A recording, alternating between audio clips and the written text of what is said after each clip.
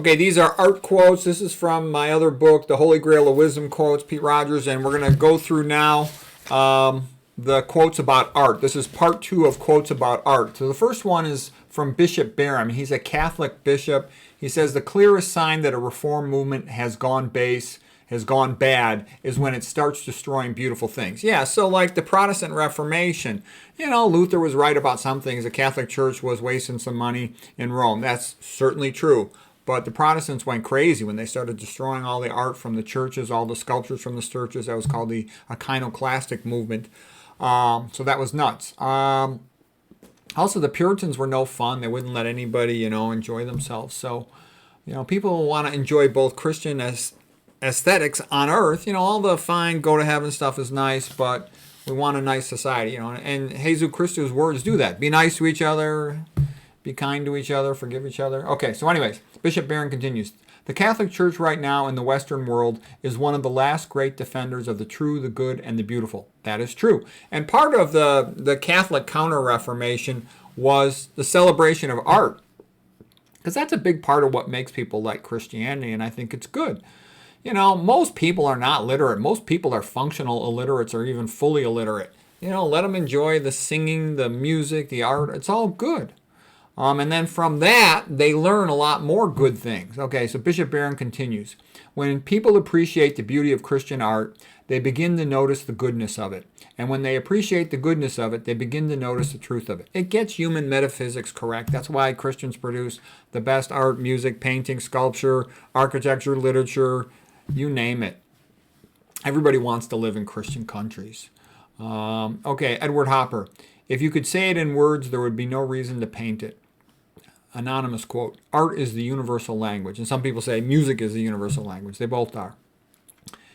Okay, Cyril Connolly quotes, he's an English writer. The artist of today walks at first with his companions, till one day he falls through a hole in the brambles, and from that moment is following the dark rapids of an underground river, which may sometimes flow so near the surface that the laughing picnic parties are heard above.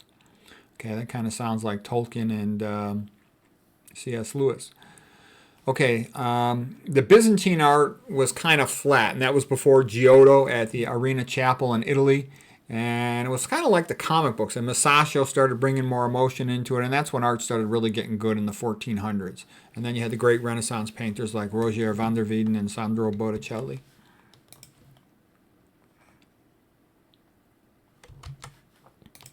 Okay, here's the next quote on art. Andre Malraux, he says, art is a revolt against faith. Yeah, fate. And I think there's a lot of truth in that.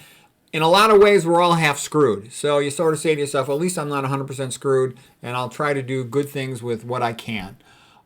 Vincent van Gogh, great things are done by a series of small things brought together. Yes. That kind of reminds me of the Robert Pearson quote, the author of Art and the Zen and the Art of Motorcycle Maintenance, that he says, if you want to paint a perfect painting, make yourself perfect. And what he's basically saying is, train yourself till you have the skill, and then whatever you do is going to be good.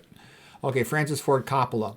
An essential element of art is risk. If you don't take a risk, then how are you going to make something really beautiful that hasn't been done before? Usually it's your best idea that gets attacked the most.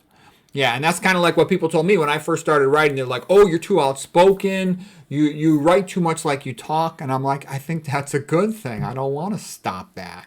Okay, Menander quote, art is man's refuge from adversity. There's a lot of stuff. And okay, here's a good one. Integrity is praised and it starves. Yeah, Juvenal, the Roman writer, ancient Rome. And that reminds me, and what's his name? Andrew Huberman is like a baby compared to me intellectually in terms of his knowledge of neuroscience. He sits there and reads out of an undergraduate textbook, and then he promotes all these supplements. He says F- in the water is okay. But look at how it pays off for him. He's got millions and millions of views, millions and millions of dollars, and he's got 5 women, okay? My channel's not monetized. I don't even have 1 woman at the moment, okay? So does it really pay off? But psychologically it pays off. I feel good about what I'm doing, even though it is what it is. Okay, Oscar Wilde. There is no art where there is no style. And there is no style where there is no unity. And unity is of the individual. Oscar Wilde continues. He's the Irish writer who then became the star playwright in England. He says, it is only by entire isolation from everything that one can do any work. Idleness gives one the mood in which to write. Isolation the conditions.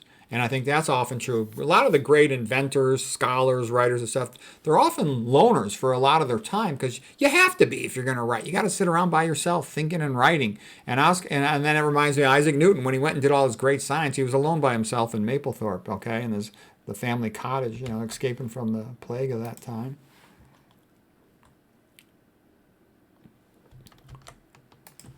Okay.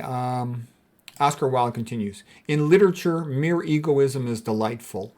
It is what fascinates us in the letters of personalities so different as Cicero and Balzac and Byron. Whenever we come across it, and strangely enough, it is rather rare, but we cannot but welcome it. Okay? And then one of Oscar Wilde's college professors was John Ruskin at Oxford. And John Ruskin, he's a little crazy too. All geniuses are a little crazy. You just have to accept that. If you get rid of a genius for being crazy or odd, you'll have no geniuses to talk about. So here's John Ruskin. The teaching of art is the teaching of all things. Art is the seeking for ideal truth.